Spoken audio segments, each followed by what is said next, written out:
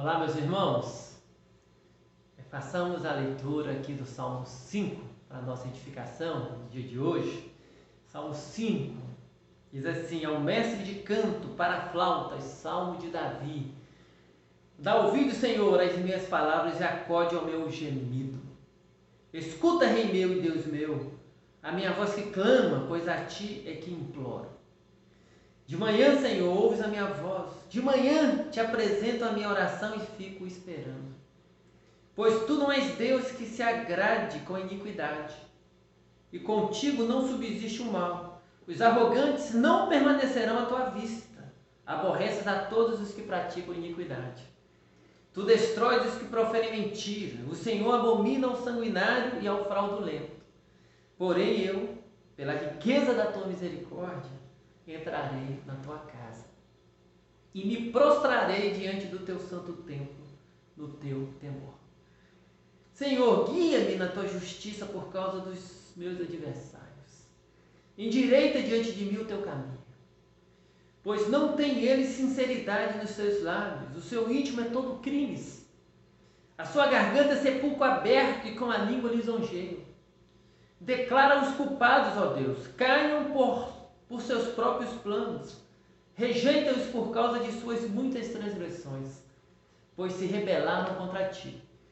Mas regozijem-se todos os que confiam em ti, folguem de júbilo para sempre, porque tu os defendes, e em ti se gloriem os que amam o teu nome. Pois tu, Senhor, abençoas o justo, e como escudo o cercas da tua benevolência. Irmãos, esse é um salmo de Davi, e é um salmo onde Davi nos permite conhecer que ele está vivendo num contexto onde ele tem adversários ali. Né? E aqui, embora ele não fale muito claramente de uma agressão física, a gente percebe que no mínimo existe uma agressão verbal muito presente. Né? Porque ele fala aqui desses adversários no versículo 8 e também no versículo 9, que eles não têm sinceridade nos seus lábios. Né? Que no íntimo deles, o íntimo é todo crimes. A sua garganta é sepulcro aberto e com a língua lisonjeiam, ou seja, o que eles falam, né, na verdade não é confiável, né? Eles são mentirosos, eles não têm sinceridade naquilo que eles falam. Então parece que era um contexto de Davi, onde Davi se sentia atacado por aquilo que os outros diziam a respeito dele.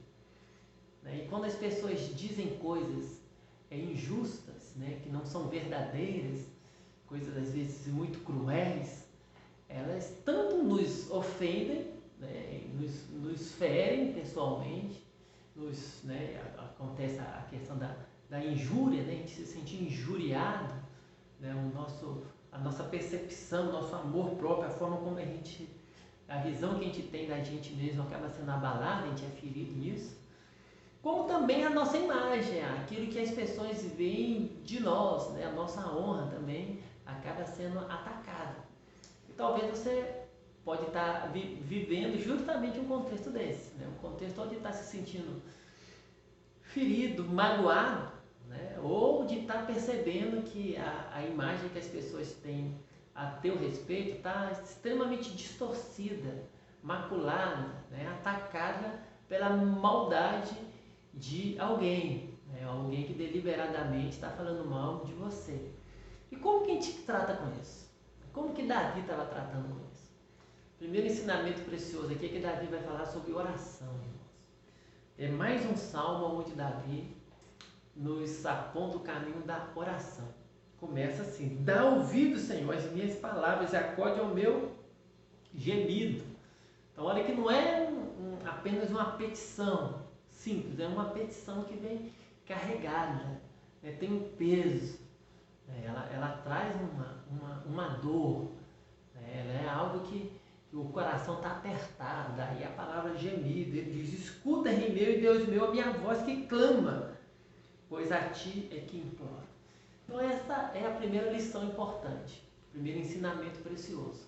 Como que a gente enfrenta uma situação dessa, irmãos? Orando. E aí Davi vai nos dar um outro ensinamento precioso, que ele vai falar da prioridade, da importância da oração ser tratada como algo prioritário. Olha o que ele vai dizer logo na sequência, no versículo 3. De manhã, Senhor, ouves a minha voz, de manhã te apresento a minha oração e fico esperando. Se nos outros dois versículos, dos outros dois salmos anteriores, né, o Salmo 3 e 4, nós vimos expressões que apontavam para um contexto da onde o salmo tinha sido produzido, que era um contexto das altas horas da noite, ou seja, um tempo, né, um pouco antes de Davi se recolher ao sono, né, e que ele também orava e ele deitava e descansava, né, nos braços do Senhor, dormindo com o coração tranquilo, sob o cuidado e a providência divina. Aqui ele já nos apresenta um outro aspecto, né, de um coração que se desperta pela manhã e logo pela manhã ele já se lança à oração. Isso tem a ver com prioridade. Né? A prioridade está muito mais ressaltada do que regularidade aqui. Davi não está falando tanto aqui da regularidade como ele está chamando a atenção para a prioridade. É óbvio que a regularidade, orar constantemente, está inserida aqui nesse contexto. Mas o que chama a atenção nesse versículo 3 é a prioridade, orar logo pela manhã. O nosso coração tem que se despertar e já se lembrar de quem que ele depende, em quem que ele confia e a quem que ele deve, né, se lançar e a quem que ele deve pedir socorro. Então lembre-se disso, como que vamos enfrentar isso? Com oração. E a oração deve ser prioridade. E para encerrar, irmã, nós não vamos abordar todo o Salmo, são apenas alguns pontos para a nossa devocional. Davi vai nos falar também da alegria na presença do Senhor.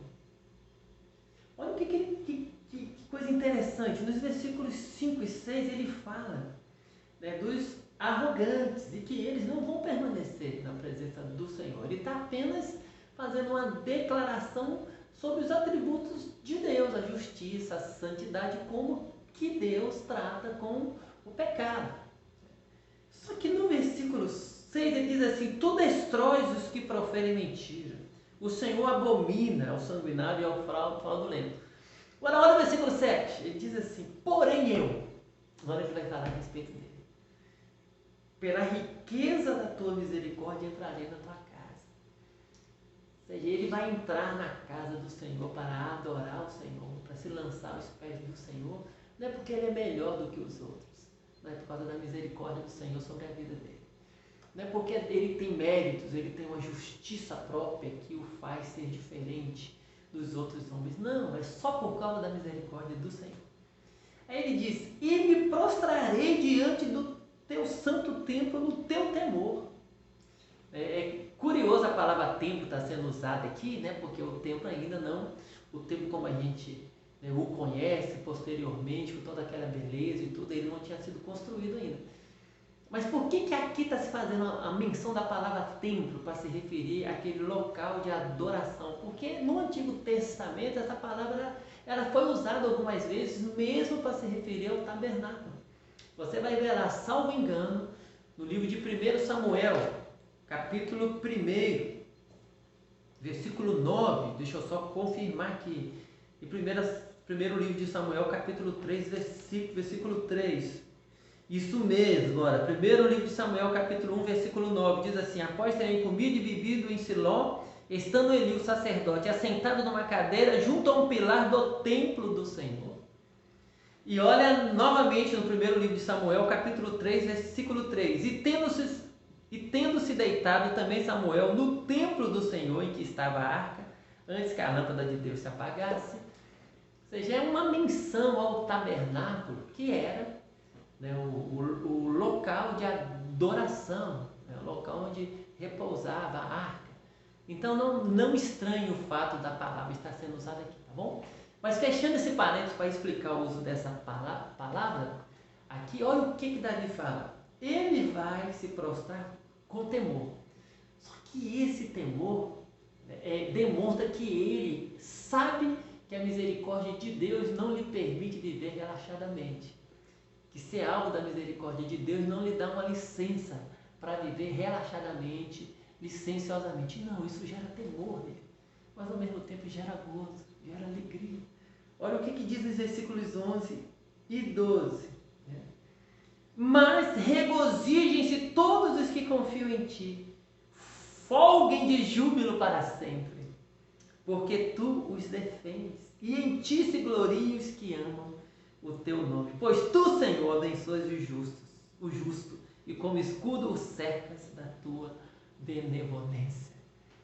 Alegria, irmãos, gozo. Por quê? Porque sabe que é o Senhor quem toma conta dele. Por isso que ele diz: regozijem-se todos os que confiam em ti. E é assim que nós temos que enfrentar essas lutas, irmãos, com oração. Fazendo da oração a prioridade, mas não permitindo que essas adversidades nos impeçam e nos roubem a alegria no Senhor. Porque é o Senhor quem cuida de nós. E não importa o que os outros falem a nosso respeito, não importa a quantidade de ataques que se desfiram contra nós, o nosso valor, o nosso significado, o nosso propósito não reside naquilo que as pessoas pensam a nosso respeito. Não. A opinião das pessoas não deve fazer diferença nenhuma, porque de verdade, de fato, isso não altera o nosso valor, o nosso propósito e o nosso significado. O que dá valor e significado para a nossa existência é o fato de Deus ter nos criado à imagem dele, conforme a semelhança dele. E mais, irmãos, o nosso senso de realização e de propósito se cumpre na medida em que nós somos reconciliados com Ele em Cristo. É isso que faz com que a gente se alinhe novamente com o propósito de Deus para a nossa vida. E é na comunhão com Deus que a gente vai redescobrindo os propósitos dele para a nossa existência.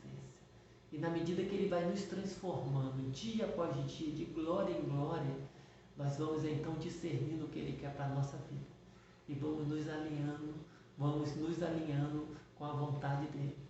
E é na comunhão com ele que deve estar a nossa alegria, não na aprovação dos homens. Que Deus te abençoe, fortaleça o teu coração, te ajude de fato a manter uma disciplina de oração diária, de oração como prioridade e acima de tudo, uma vida de oração que te faça ter gozo e alegria na presença do Senhor, porque Ele tem cuidado de ti. Deus te abençoe, te dê um ótimo dia. Em nome de Jesus.